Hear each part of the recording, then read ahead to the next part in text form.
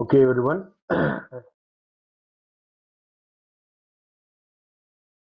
Yeah, I think we can start. Okay, right? Yeah, 5 minutes passed, so we'll go slightly faster now, so that we had a build the necessary foundation. Okay, right? What you see here is now. Okay, just now we concluded electron inside a box gives the energy in the form of wave. Now, is there only one such kind of a wave? The question. Of course not. Electron can exist in a kind of a wave nature where within the box only one half a wavelength is manageable. We can only put half a wavelength. Okay?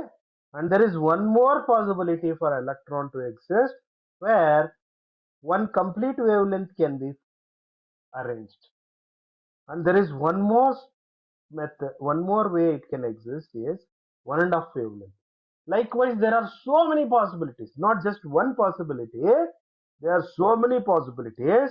In a way, just like inside the atom, okay, inside the atom, electron usually exists.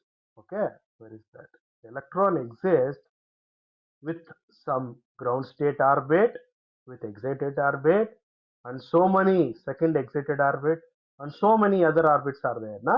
In the same fashion, okay, electron would exist in ground state, first excited state, second excited state, and so on. Now, the electron presence is not just limited to one kind of a wave nature, it is confined to many wave natures. That is what showed on the right side in terms of probability distribution, in terms of corresponding absolute square of a wave functions. So, which means there may be a possibility of one kind of a wave nature, another wave nature. Together they may describe the electron presence within the box. Okay. Now there may be one kind of a wave nature which exists with high probability with more weight. So I need to have a wave, each wave nature described by some weight, some kind of a strength. How much that presence is there. What I mean is, we just take a two-dimensional vector like xi plus yj. You see, x and y are the components which are actually weights. What they tell? They will tell how well the given r vector is flowing along the I and j. You see, if I have more x, means the vector r is traveling more towards the I direction. Vector y is small, means vector r is not pointing much towards the I, not flowing much along with the y. That is the information of this vector description we have. Similarly, a wave function would be a superposition of many multiple individual wave functions. How they have to be added is described by some kind of a constants C1, C2. These constants can be a complex numbers or real numbers. Okay, so this is actually called a superposition principle. We actually unknowingly we are using, let's say, without getting in too much of quantum physics, you are writing a wave function as alpha 0 plus beta 1. Basically, you are writing a superposition of two individual bits. Okay, right? Now, that is one thing for you. Now, Dirac introduced a notation bracket, ket and bracket notation, right? So, when it comes to quantum systems, I just don't want to confine myself to know the position of the particle. I want to know its momentum also. I want to know what is the energy with which it exists. I want to know all the things. Okay? But the problem with the quantum particle, microparticle is the moment I try to find its position exactly, I might lose the precision in its velocity because it is just oscillating. If I try to locate or exactly note down some position, and in that case I can't measure its momentum perfectly. So there is always I will make an error, delta x and delta y, delta p. Okay, so that is actually given by uncertainty, Heisenberg uncertainty. Delta x delta p is always greater than the Planck constant. That expression is there somewhere in the slides. Yeah, here it is. Okay, so as if I'll always make some mistake. You know why? The tiny things are so much fragile and they move here and there with the internal energy which they have. So I will be having trouble in finding its exact position and momentum. Now there are implications. In that case, how do I find its position and momentum? Right? Just like I find the position by noting down a person's position at some location at given time. At the same time, somebody is moving or running, I'll find its initial position, final position, and takes the distance covered in a given time. I find the velocity. So basically, I have a law of motions to find the position and velocity and momentum. If you multiply velocity to by momentum, I get a linear momentum. In the quantum mechanics, that kind of a thing is not possible. You know, there is something called operators or observables. They are just like a tools. You see, in real world, to measure a temperature of a person, we use thermometers. Okay, to measure the weight of a person, we use a weighing balance. Interestingly, I can't use a weighing balance and find the height of a person. I can't use a scale, meter scale, I can't find the weight of a person unless if I know BMI connection or something. Okay, right? So, so in quantum mechanics, let's say I have a tool which tries to measure a position as a momentum of a person. That tool is actually constructed out of that momentum expression itself. What is that? For me, momentum is mass into velocity. Okay, what is velocity, by the way? Velocity is dx by dt. You see? Okay, so there is a derivative involved. Interestingly, when it comes to quantum mechanics or quantum principles, just to I want to know the what is the momentum of an electron. Per se, I know the wave position, like a wave function of an electron in a given time and given position. In that case, if I want to find the momentum, okay, I need to measure this wave function carefully and find its absolute square. To find its location, see here, to find its location, I need absolute square. To find its velocity, I need to do something else. What I will do? Interestingly, there is a way you can convert the linear momentum into an operator form. Let's say operator is something like a actionable thing. Let's say kind of a thermometer for a temperature finding. So momentum becomes a kind of an operator. So they represent with a hat for the operator. Operator means what? It go and acts on something. Okay. Similarly, let's say I want to find the energy of an electron which is in a particular energy state psi. In that case, how do I find the energy? I'll use the energy operator which is IH cross dou by dou t. Now you can ask me a question.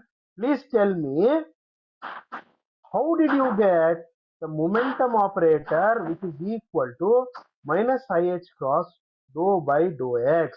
The question is, how did you get this? And how did you get energy operator is IH cross dou by dou t? How did you get this? Okay. Interestingly, there is a way to find that, or it is not something which is fallen from skies. It is you take a wave function into some kind of a electromagnetic wave. Okay. So it will have some amplitude of a wave for an electron, let's say.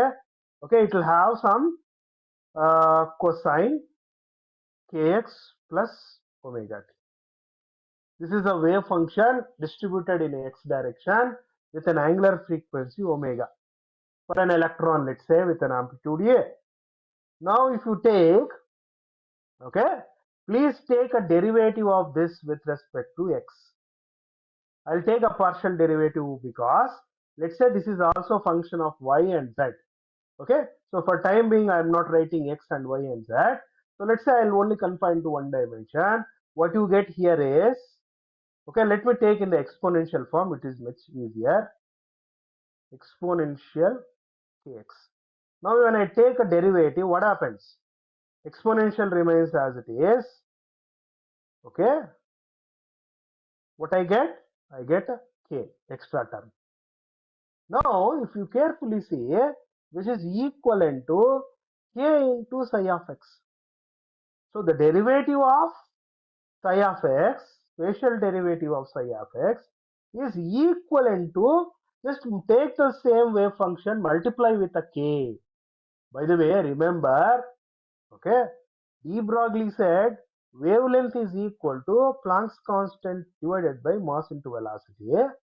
Now what I'll do, I am multiply and divided by 2 pi. What I get? H cut by 2 pi mass into velocity.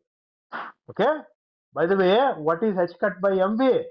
H cut by mv is 2 pi by lambda d. Now, okay, sorry, remember, just a minute. Okay, when I multiply and divided by, I'll get 2 pi h cut mv, right? Now, what I'll do, I'll send, okay, I want to convert into linear momentum, send the linear momentum to the left side and take h by lambda d into 2 pi. Now what happens? Okay, mv is the linear momentum. Okay, h cut 2 pi by lambda d is a what? The propagation constant k. Now what is k for you is a p by h cut. Okay, so now what it's saying is derivative of position with psi of x with the position is equivalent to multiplying by p by h cross into psi of x. Now send the h to the other side. What you get? Okay, what you get is multiplying by p by psi of x is equal to h dou by dou x psi of x. I made a small mistake. Let me correct myself. Okay, so it is exponential I kx plus omega t. So when you do that, you get I here. You get I here. Very, very important. So I'll have I here. Okay. When you send I to the other side, it becomes a minus sign. Okay. So now P multiplying onto psi of x becoming like an operator acting on psi of x. So just to show the difference between the classical world P and quantum world P, they put a hat to show that P multiplying onto psi of x is like a operator, derivative operator acting on the psi of x. Similarly, you can also show energy multiplying onto psi of x is equal to IH cross dou by dou t into psi x. Okay. Now, why do I do derivative with the time? I already told you psi of x is also psi is also dependent on time. For the time being, let's say this is the conversion for you. P takes the form of minus IH cross dou by dou x. That is what I was showing in my slides. Let me go there. Okay, right? Now, knowing this, you can find a lot. What is that? Is you can find what are the various energy states, psi states the system can exist. What is its corresponding energy? So basically, you can create an eigenvalue equation which is represented as some H operator acting on a quantum state equal to energy operator, energy multiplying onto psi. See here, energy is not in the operator form. Energy is in just a scalar form. It's like a number, like a unit, energy unit. Okay, right? Now, question is, what is this H? Okay, H is at a macroscopic level. If I have to define a system, system is having some kinetic energy. some potential energy. If you represent kinetic energy and potential energy into a corresponding operator form, you will get an operator H, which is actually called Hamiltonian operator. So, in fact, which is equivalent to the system. Okay. So, by knowing the total energy of the system, okay, I can just multiply the operator form of H onto psi. I can equate that to E into psi, and basically what do I get? I get a differential equation where I can get a differential equation in space if I convert P into the spatial form, or leave the Hamiltonian as it is. Let's say I don't know exact form of the energy. Let's say in that case, I convert the E into operator form. Okay, what is the operator form of E? IH dou by dou T. So in this case, I have eigenvalue equation. This is just like eigenvalue. By solving this, H is in a matrix form in this case. Okay. By solving this, I think it is maybe probably introduced to you somewhere. By solving this, you know what happens? I can find what are the various possible energy states the electron can exist.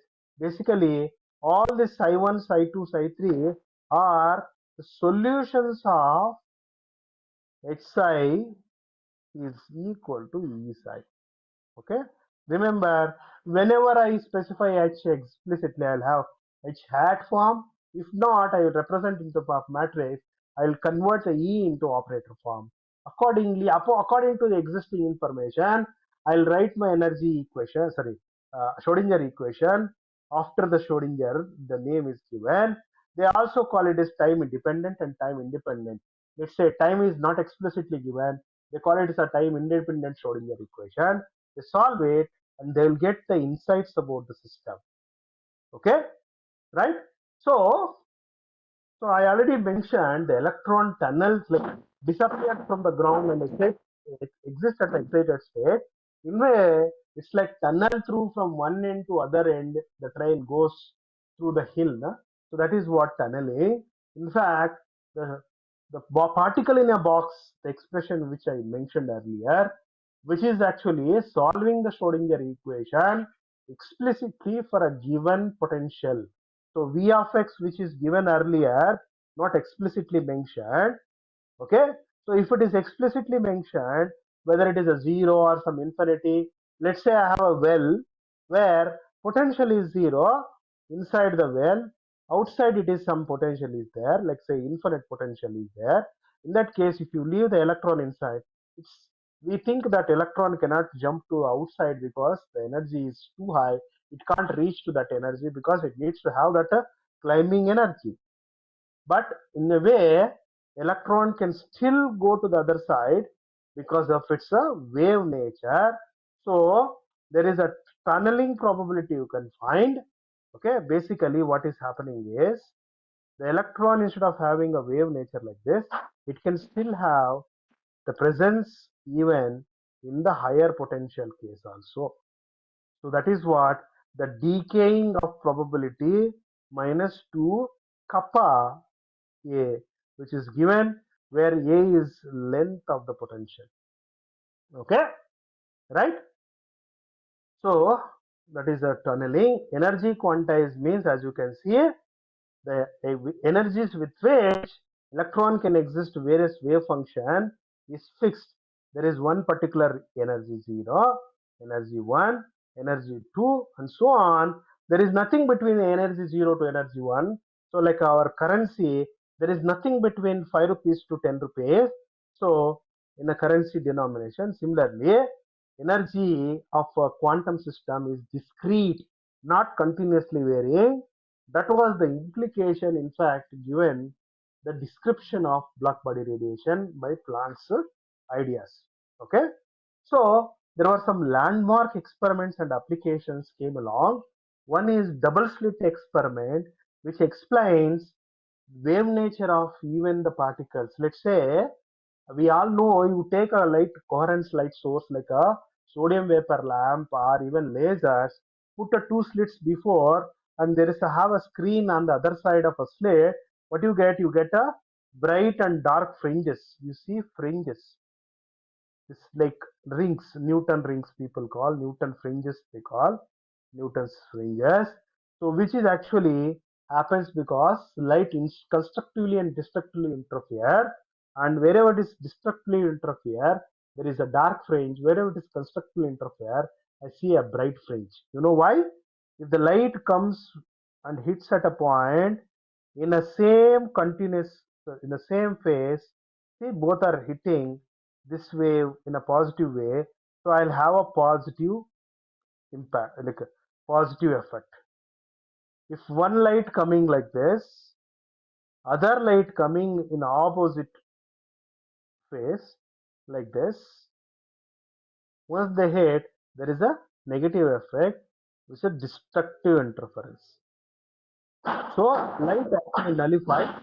That is what you see, destructive interference, right? So there is a constructive interference you see wherever there is a peaks, that is the fringes. Okay, right? So this was the confirmation of particle nature for the waves, and also wave nature for the particles was actually a double slit experiment. Okay, and there is one more. There's something called a Bell inequality test. Okay, what we mean by that is the quantum systems, like a non-locality is a something. Okay, a non-locality in the sense, as a whole, I can have a description of the system, quantum system, not localized to one particular location. As a whole, the distribution can be addressed as a whole. It is a non-locality. In fact, that implies entanglement in the system. Okay, so that is another zone. Probably we'll discuss this as time progress. Okay, so this is a landmark experiment application, right? So the quantum physics led to quantum computing and quantum communication and quantum sensors. Okay, so I'll just quickly go through the remaining part of my other slides which I had wanted to discuss. Okay, save. Okay, so let me quickly use my hand mode. The three things I wanted to discuss for today. The next 15 minutes is, okay, three things I want to discuss is, number one is, let me give, okay, atomic resonances. I'll give a notes for this, don't worry, no need to just concentrate. I want to discuss atomic resonance. There is something called superconducting Josephson effect. I want to discuss this next 5 minutes. There is something called population inversion. Okay, I'll quickly tell what is the first and the last one, and we'll come back to the mid one at the end. Okay, as you know, the electron can exist in the ground and excited. I can choose in that way. Let's say electron is in the ground in an initial state. Let me send a photon. This photon is exactly equal, energy wise equivalent to the separation. Okay, what happens? The electron jumps to the excited state, stays there for 1 microsecond, and after 1 microsecond what happens? It comes back to the ground by emitting a radiation of same photon. Now what I will do, I don't want to leave the electron in the ground. I'll send one more photon exactly 1 microsecond apart. What happens now? The electron again goes up and stays there for 1 microsecond and then comes back to the ground. By the time it comes back, I'll place one more photon. Basically what I'm doing, if you go and play with your kids in the park, there are swings, you push the swing goes away from you and then comes back. Unknowingly, you see, by the time it reaches you, it about to leave you, you just push it again. So basically what you are doing, you are working in sync, in resonance with the way the swing is actually behaving. In the same way, I will send a sync photons in sync, in resonance, just like dancers are moving on a stage, all are in sync. In the same way, the incoming photon and the oscillation of the electrons are in sync. They are doing work together. So what is happening is, I am going to see the electron as if it appears to me making an oscillation, just like a swing is doing oscillations in the park. People even call this as a Rabi oscillations. Okay, this is only possible if I push in sync. You see, let me go out of sync. Let's say by the time it is coming towards me, I'll just hit. Even before crossing its extreme position, if I hit, I'm disturbing its oscillation. You know what happens? Abruptly, its position like disturbed, oscillations dies down. I don't see any oscillations at all. After some time, oscillations dies down. Okay. So the key here is the way I'm pushing, waiting. So energy separation of incoming photon and the place of photon, incoming photon is nicely placed. If I place, I can have a sink in the oscillation, and sink in the oscillation made by the electron. That is actually called atomic resonance. Okay, what I mean is, okay, I give the energy for the electron in the ground in a sequence of electromagnetic wave, probably may not be in a radiational form. So it does the oscillation. As it does the oscillation, it emits the same radiation, probably in a light form, which I can measure and see. So I'll get the frequency, the radiation with the same frequency.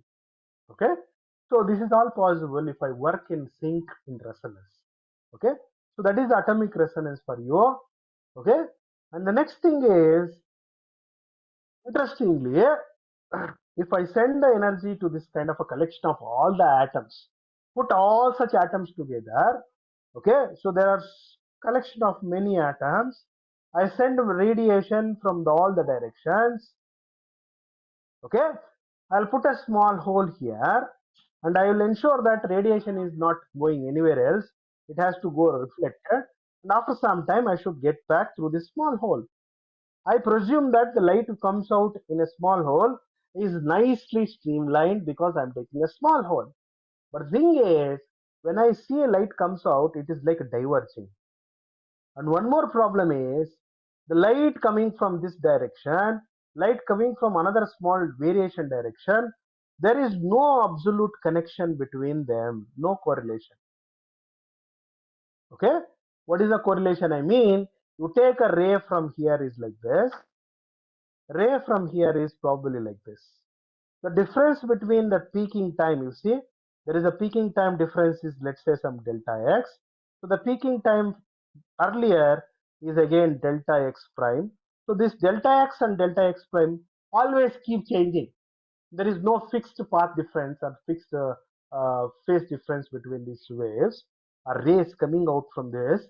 Okay, so this is actually called no sync incoherent light. Okay, right?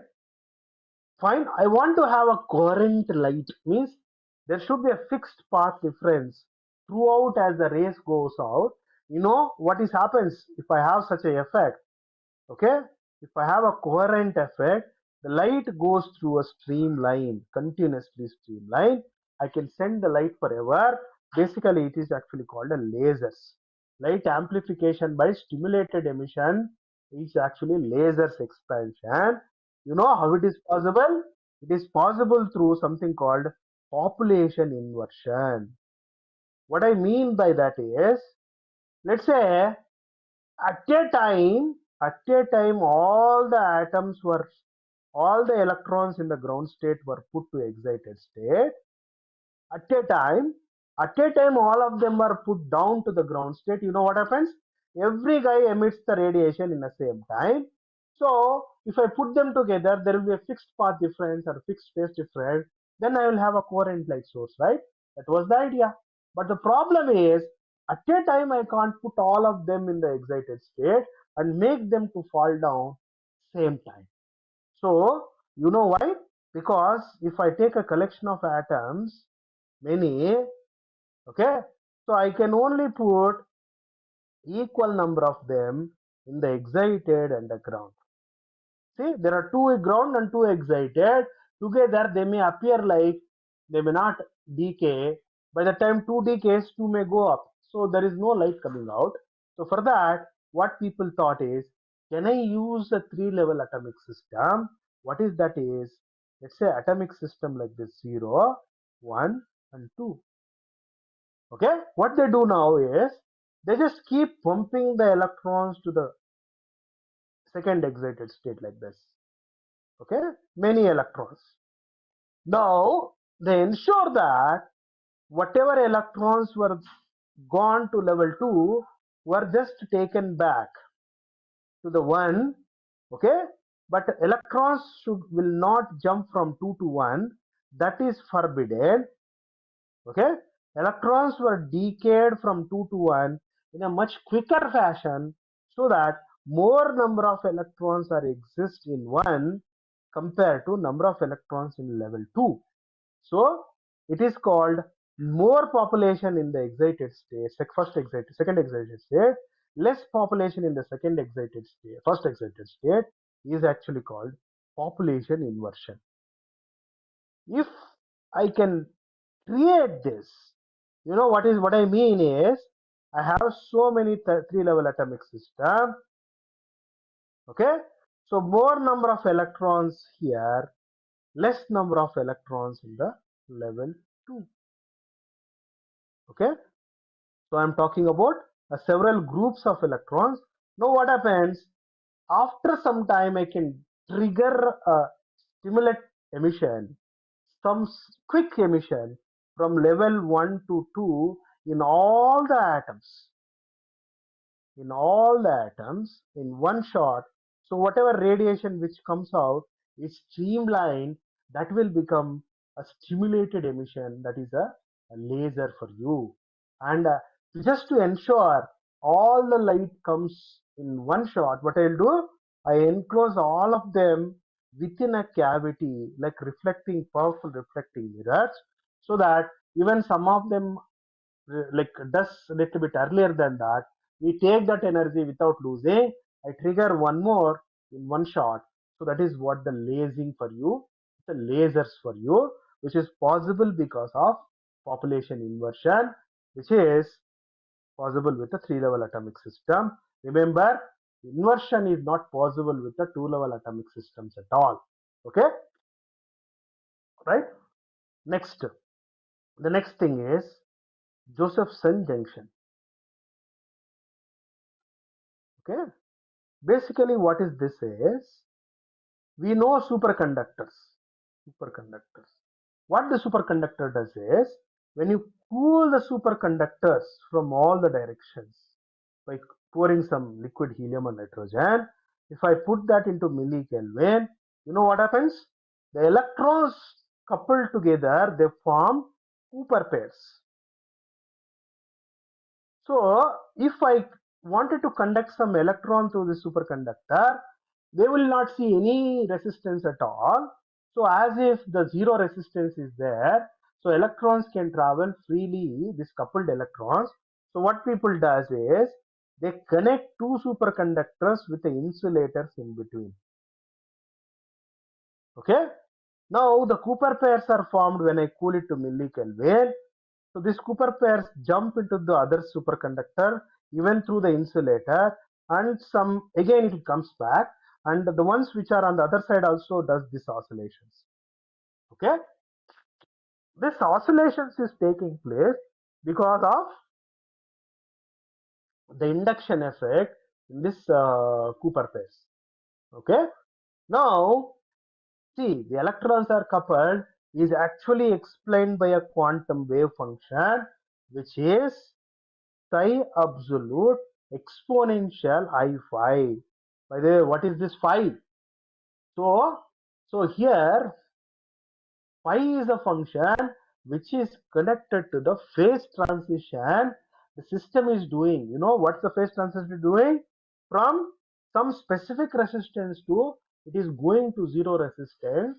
which is represented by the delta phi, is actually corresponding to a phase difference between two superconducting states. Okay, right? Now, so there is a current I see in this particular Josephson junction, which is equal to I critical current sine of this delta of phi. Okay, so if I have oscillatory current, it's called AC Josephson junction effect. So in that case, I can see the variation in this phase difference in time is connected to the amount of electric voltage difference developed across. Because of voltage difference only, there is a current, right? And this constant voltage is actually applied or taken out from this Josephson junction. Okay, right?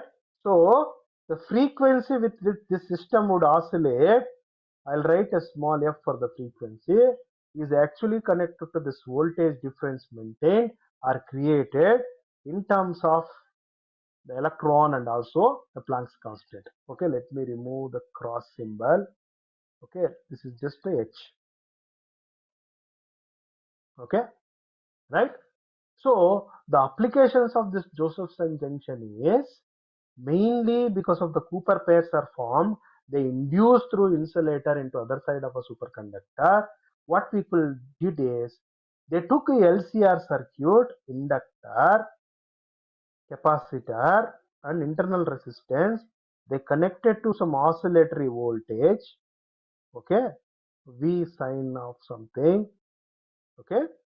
Now, if you just see the amount of voltage or the charging exists on the capacitor here is, it exists in the denomination of 10 coulomb, 5 coulomb, 10 coulomb, and 15 coulomb, and 20 coulomb, and so on.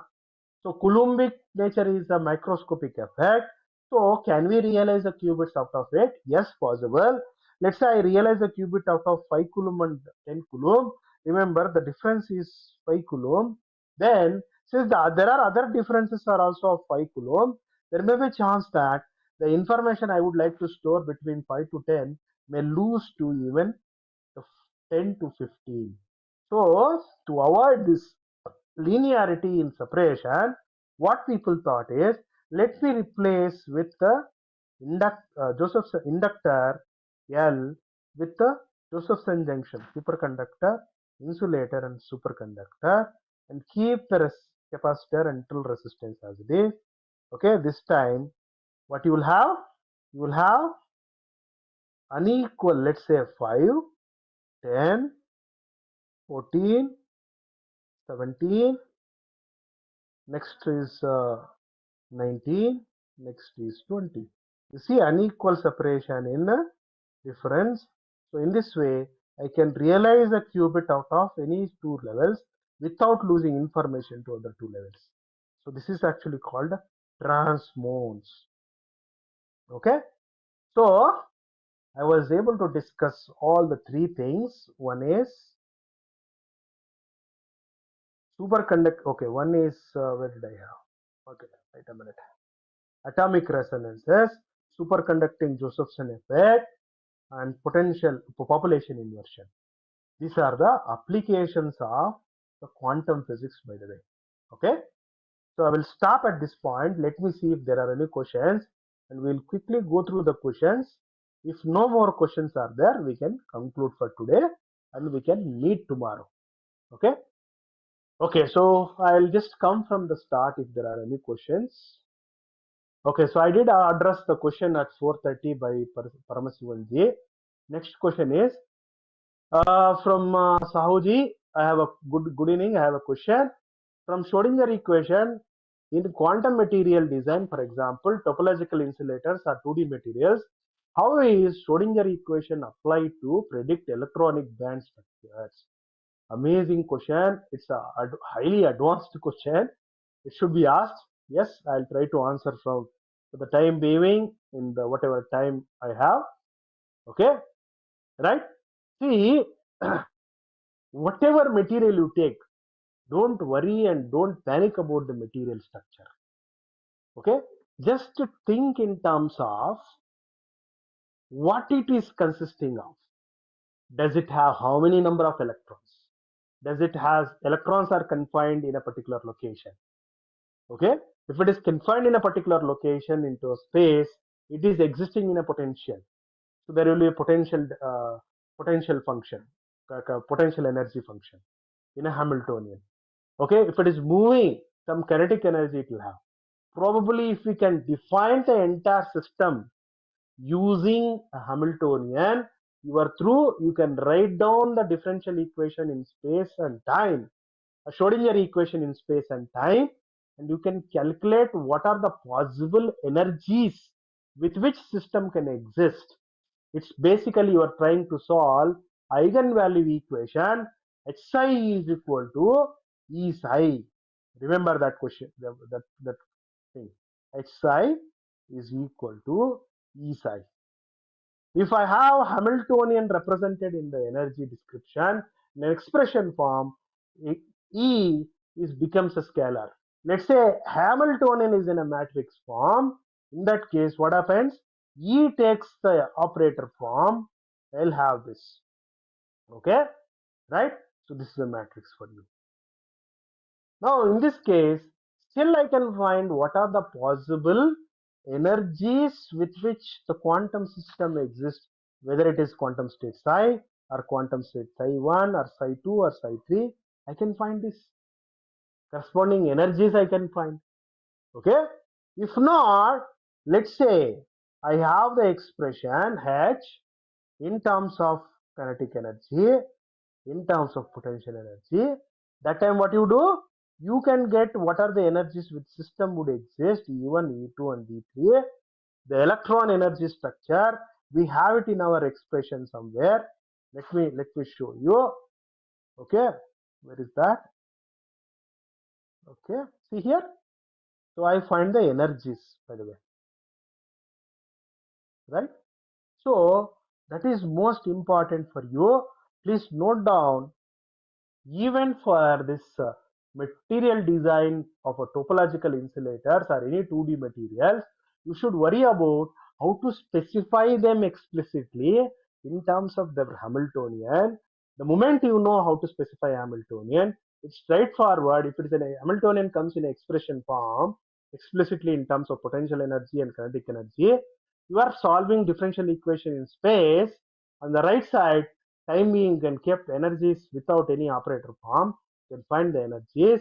Or if you still want E also in the operator form, the it's like in the quantum physics there is something called complete Schrödinger equation solving in time and space, like a hydrogen atom 3D 3D three-dimensional hydrogen atom problem they say. So in that way you can solve the problem. Okay. So let me go to the next question. Okay, so if you still not clear, Sahuji, we can discuss in a later sessions. I will be taking those things. Okay, in the double slit experiment, Rajesh is asking, during the destructive interference, is energy is lost? A very good question, of course. Okay, remember, energy is conserved. Energy cannot be lost anywhere. Okay, only thing is it's a rearrangement has taken place. What is the rearrangement? Wherever there is a destructive interference is taking place, the energy is nullified. Now that energy is pushed to some other location where it is getting added up. So there I have a more intensity. That is the constructive interference for you. So energy is lost, not lost to anywhere around. It is actually rearranged. That is how we see a dark and bright and dark and bright only in the case of coherent light source. Okay. And the next question by Kaushalji. Okay, he is asking, is Josephson junction effect is similar to quantum tunneling effect? Both are having exponential relation to wave function. You are bang on correct. Yes, it is something like that. So tunneling effect is something. Tunneling means, for our English word, is, let's say the first thing comes to my mind when I say tunneling. Okay, the train tunnel through a hill through a tunnel railroad.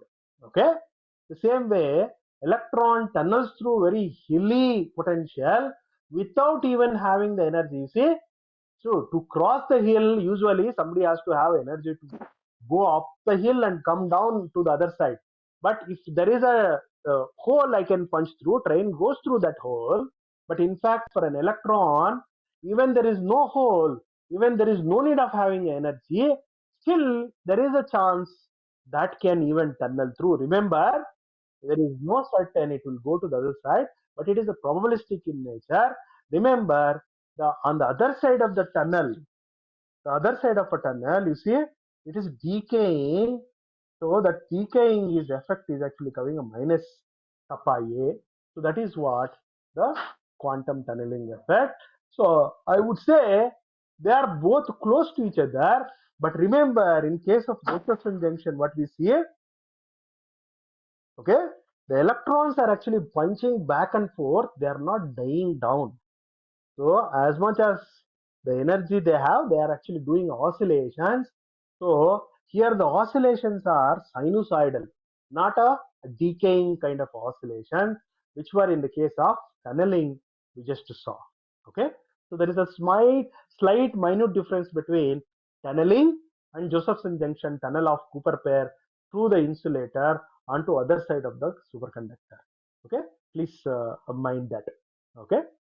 Right. So is there any other question? Yeah, no questions. So thank you very much for nice, interesting questions for you people. It in fact triggered a good, nice thinking in my head also. So I hope I made myself clearer to our session. Okay. We will get back tomorrow as well. We'll see some other things tomorrow. And I will share the notes and my handwritten notes also. You can just go through it and understand. If still has some issue, you are always welcome to come back to me through the organizers. Okay, right?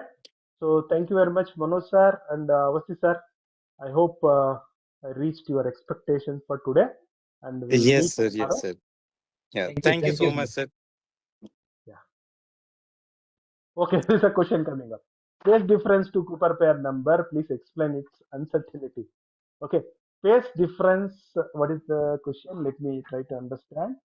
Raju is asking, Dr. Raju, phase difference to Cooper pair number.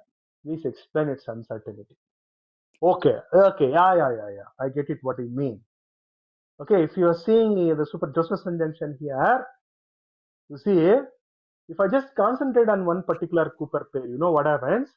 It as if it's some kind of a double pendulum oscillating between left to right with some frequency. Let's say not only one Cooper pair is there in this setup, there are so many Cooper pairs. Let me concentrate another Cooper pair. So interestingly, that is another double pendulum which is oscillating with a different frequency. You see, at a given time, one Cooper pair not only exists in one particular frequency, it can exist in multiple frequencies. So I can treat them as a one quantum system, psi style, another quantum system, size 2, for a same kind of a Cooper pair. There is an uncertainty here also coming. Probably that is what you wanted to understand. Okay. So basically, what Josephson junction is doing, it is going to create some kind of an induction effect from one superconductor to another superconductor, just like what the inductor does. You know what is the role of inductor in the transformers? So in the transformer, there is one inductor, another inductor. Okay, so there is some AC field comes from here. It induces some change in the electromagnetic effect on the other coil. So because of change in the electromagnetic field, this generates a voltage difference. It generates a current. Okay, so there is an inducing effect. So similarly, Josephson junction, the electrons are actually oscillating, induces the effect across this insulator. That is the thing. So here uncertainty could be, I can't fix up the insulator, sorry, I can't fix a particular fixed wave function for one Cooper pair because I need to use a multiple wave functions. Okay. So probably that is what you meant, Rajuji. And probably when time permits, using a solid state physics, first of all, let's understand why the superconducting effect creates. Why see electrons are of negative charges, both are. By the way, why they coupling? Why they are forming a pair? Is they coming together and just tying up each other, or they appear to be coming close to each other? When they're traveling, it appears to that for me they're traveling together. That is the question a solid state physics is going to explain to us. When time permits, we'll come to that. Remember, electrons are of opposite charge. They are not supposed to couple, not supposed to form a pair, but they appear to form a pair because of the situation I am going to create with a superconducting style packing structure in the material. Okay, when I cool it, I create a potential in such a way. It's like two people, even though they are strangers, for me, if I look from the far, it appears to be that they're going close to each other. They're strangers. For me, from the far, it appears, oh, they're friends, they're going together. Like that, it appears. That is what exactly happening in the case of Cooper pairs. Okay, right? So the detailed solid state explanation is required to understand that in detail. We will see if time permits, we can touch that as well. Okay, right? Yeah, thank you for a good question at the end as well. Okay, sir, we can conclude now. 15 minutes past 6 o'clock. Okay, sir. Okay, thank you so much. And I think now there will be similar lectures by you later on also. So I would like to uh, suggest the participants that they can explore the queries and the topics in advance so that they can get more benefit when the lecture is going on. So thank you once Yeah. again, sir. Thank you so much. See you Sure, sir. tomorrow. Sure, Manoj, sir. Yeah, Okay, sir. sir. Definitely. Thank you. Bye, sir. Thank you.